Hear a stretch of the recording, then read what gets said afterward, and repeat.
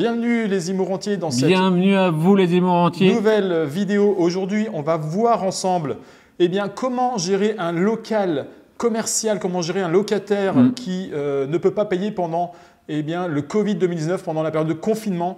C'est le sujet de la journée. On voit ça tout de suite.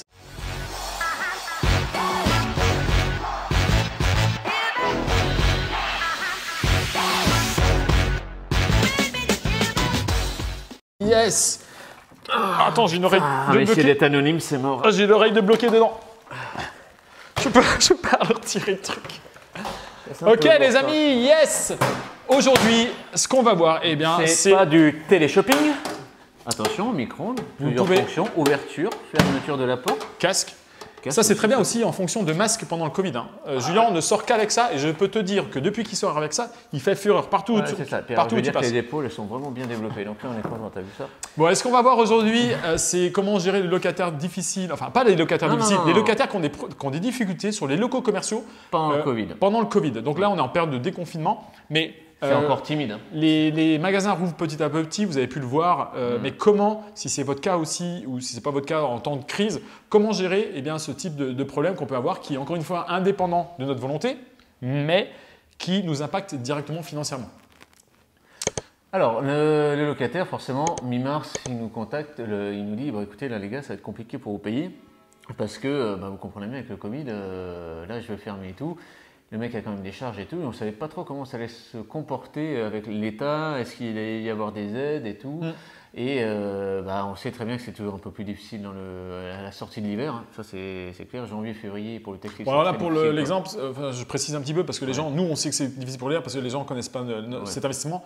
C'est un magasin de vêtements milieu de gamme, plutôt haut de gamme, voilà, avec des beaux articles. Et l'hiver, c'est pas loin de la Peut-être mer. que tu penses à t'habiller chez lui d'ailleurs. Tiens, on a acheté des vêtements tout à l'heure chez lui. Ce qui est bien, c'est quand tu as des locaux commerciaux, tu peux dépenser de l'argent dans tes propres commerces. Enfin, ils ne t'appartiennent pas, les murs t'appartiennent, mais ça indirectement, tu les récupères en loyer. Donc, je les mettrai tout à l'heure, mes nouveaux t-shirts. Et du coup, ce qui est bien, c'est que là, il va falloir trouver des solutions parce que la personne, en fin d'hiver, c'est un peu plus calme en général. Et là, en plus, il y a eu le Covid. Donc, il n'avait pas les moyens financiers de nous payer. Alors, qu'est-ce qu'on fait dans ces cas-là? Julien, je te pose la question. Qu'est-ce qu'on fait dans ces cas-là? Alors, vous prenez un fusil 22 long rifle, vous prenez une machette et vous allez vous expliquer directement avec lui. Si il ne veut pas payer, Solution A, qu'est-ce qui se passe? Il ne veut pas payer? tu tires dessus. Ok. Deuxième Radical. solution- Radical. Tu n'as pas ton loyer, mais au moins ça te défoule. Solution B. Tu prends sa famille en otage. Ok, c'est pas Radical mal. aussi. Là, tu peux te faire payer. C'est radical, tu risques de la prison. Ah ouais. Bah Sur non, ces mais tu détails. mets un micro-ondes. Ok. Comme ça, on ne te reconnaît pas. Solution C. Solution C, tu dis, nous on s'en fout, on veut rien comprendre. Pas bon non plus ça. Ok. Solution D. La réponse D. Obi-Wan Kenobi. Et solution E alors? La solution E, c'est de trouver une solution à l'amiable avec lui parce que le but, toi, tu n'as pas envie que ton locataire parte et puis tu connais que c'est une circonstance complètement en dehors d'une mauvaise gestion, c'est que c'est le Covid. Donc tout le monde est impacté et comment on fait?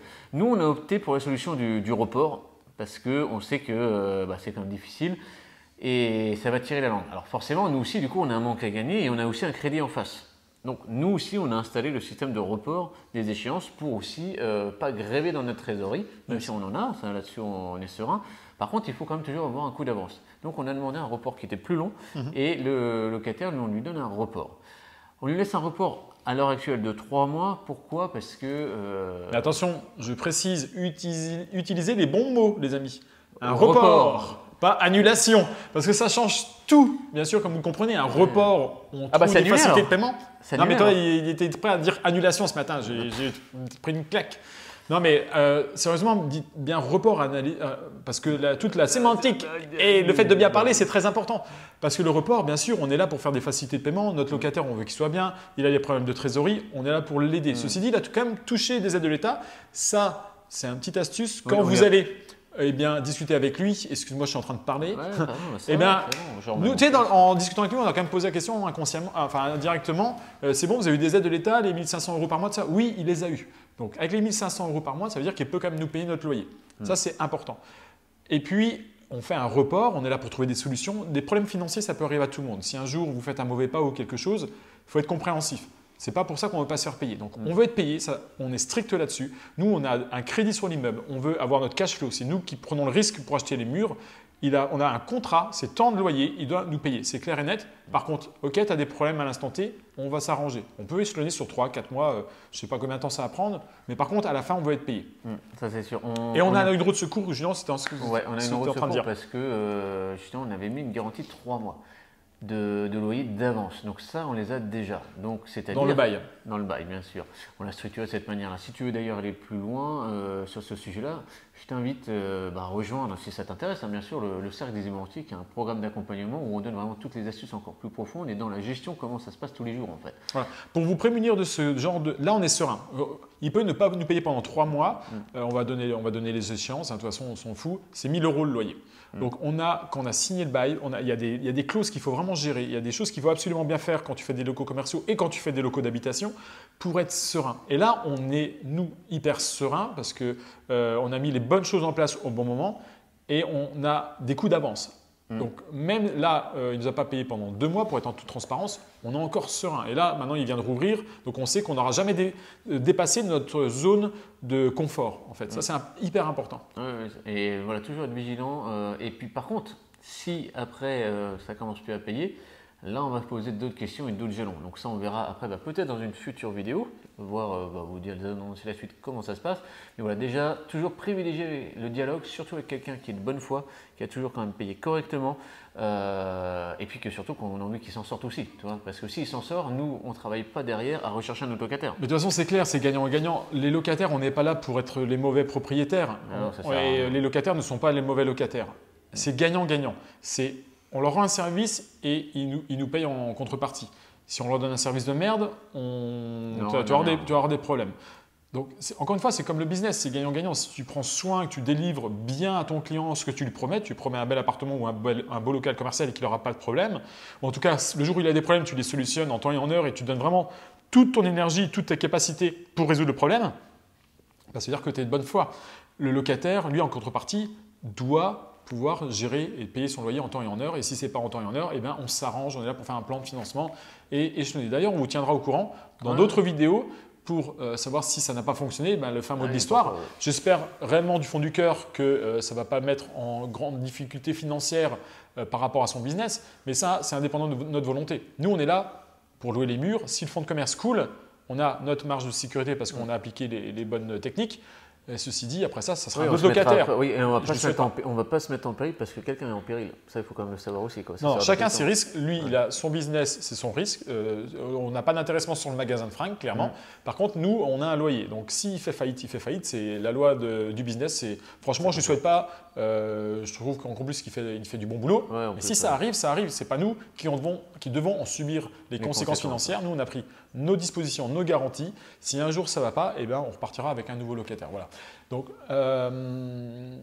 moi, on vous conseille, tous les deux, on est d'accord, donner des facilités de paiement, surtout avec cette crise qui est sans précédent sur les locaux commerciaux. Le principal, c'est d'être payé, de ne pas rompre la communication, c'est très important. Jamais, alors ça, oui, c'est vraiment le maître mot.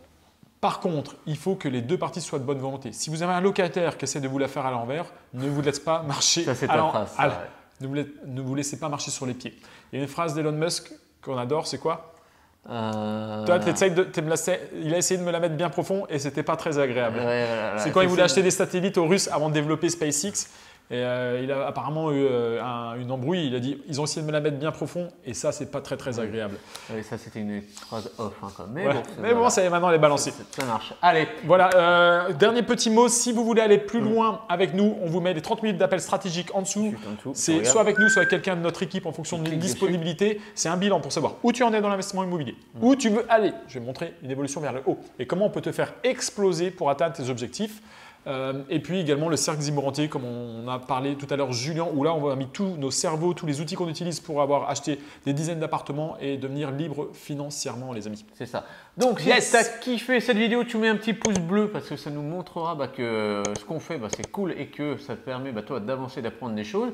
Tu t'abonnes aussi à la chaîne, alors les boutons c'est soit là ou l'inverse. Et puis surtout, n'hésite pas à nous mettre un commentaire dessus et on se retrouve dans une prochaine vidéo. Allez, ciao, ciao.